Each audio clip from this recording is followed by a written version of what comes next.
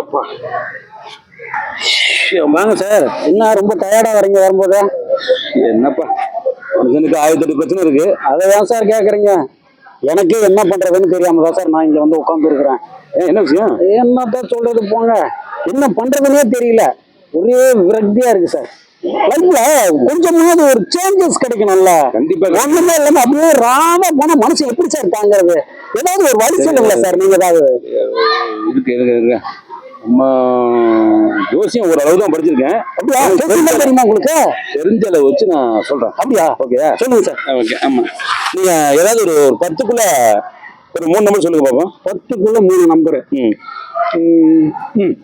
3 7 அப்புறம் 9.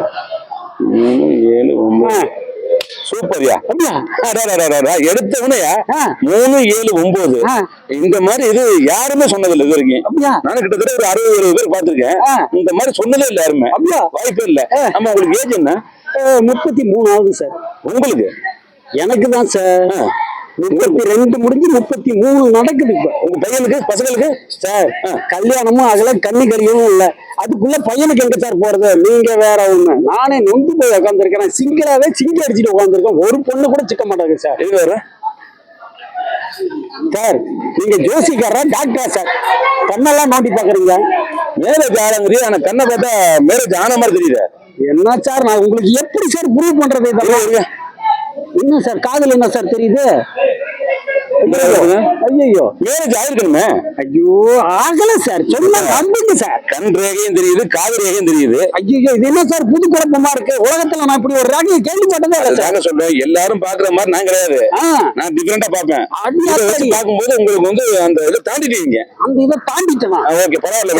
நான் எதையுமே தாண்டல. சரி பரவாயில்ல. நீங்க ஏதோ ஒரு நல்ல விஷயம் சொல்ல அது என்னன்னு பார்த்து சொல்லுங்க. 3 7 9 உண்மையுமே அற்புதமான நம்பர் சொல்றீங்கல்ல. அப்புறம் என்ன வாய்ப்பே இல்லைங்க.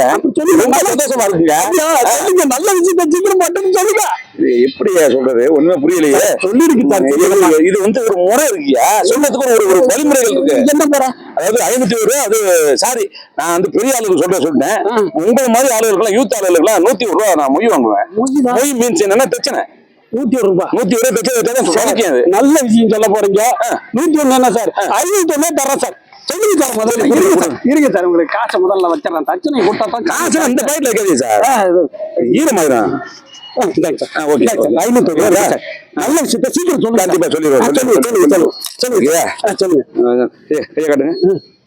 எந்த கையா காட்டுறது?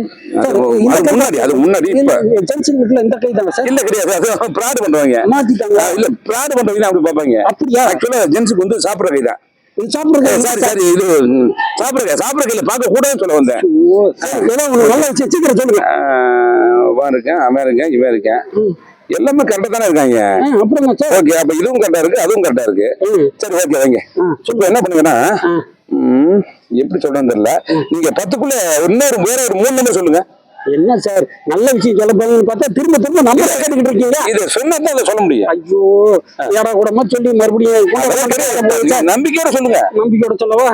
சரி நம்பிக்கையை விட முயற்சி நமக்கு பழக்கப்பட்டது தானே. சொல்லுங்க. சரி இப்ப நல்லா சொல்றேன் கேட்டுங்க. 2 அதுக்கப்புறம் 4 8 சுத்தம் முடிஞ்சு போச்சு. அவ்வளவுதாங்க. என்ன சார் சிட்டி அப்படியே இறங்குது மொத்தமா? சொல்லக்கூடாத நம்பரை சொல்லிட்டணும். என்ன சார் ஓவரா கணக்கு போடுறீங்க? பில்டப்ப பார்த்தா பயமா இருக்கு சார். சொல்லுங்க சார் சீக்கிரம். தப்பா எடுத்துக்காதீங்க. உங்க பேர் என்ன சொன்னீங்க? பேரு சக்தி.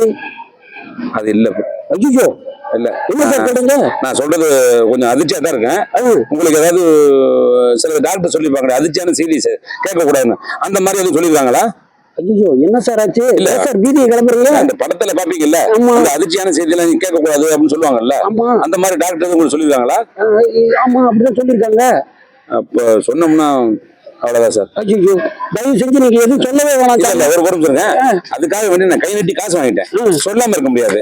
அது எனக்கு மனசை திடப்படுத்திக்கிட்டு கேளுங்க. ஐயோ வேணாம் சார். இல்ல ஒரு நிமிஷம். இல்ல வேணாம் சார். நீங்க காசை நீங்க வேணா வச்சுக்கோங்க.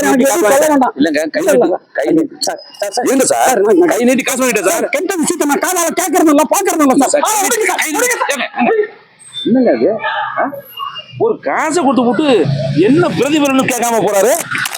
முள்ளங்கி பத்து மாதிரி 500 ரூபா காசை கொடுத்துட்டு சரி பார்ப்போம் அடுத்த ஆள் வர்றாருன்னு.